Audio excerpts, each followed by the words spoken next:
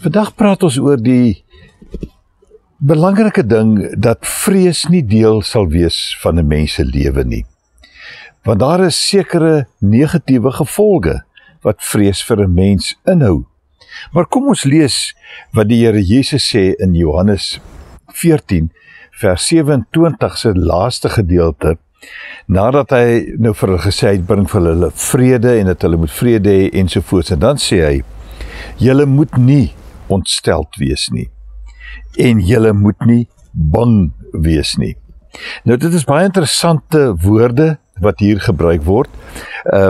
En ek wil graag vandag net so 'n bietjie aandag gee aan daardie term bang wat ons het in ons vertaling en eintlik baie meer wil sê as net om bang te wees. Die woord word eintlik nêrens anders in die Nuwe Testament gebruik nie, behalwe hier. En een van die konkordansies sê, dit is 'n spirit of fear that hinders one's ability to act in faith and trust in God. Een van die Engelse vertalings vertaal dit as to let your heart not be troubled, neither let it be terrified. Nou, hierdie term wil eintlik iets baie belangriks uitwys. En dit is wat in die Grieks gesê word en wat ons nie noodwendig in Afrikaans kry nie. En dit is dat vrees 'n mens lafhartig kan maak.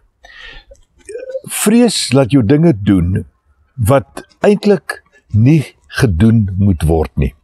Vrees laat jou reageer op 'n manier wat jou erg kan benadeel. En nou kom die Here Jesus en hy sê, moenie hierdie vrees in jou lewe laat heers nie.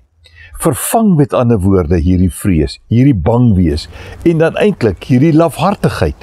En wees 'n mens wat die vrede wat God gee in jou lewe laat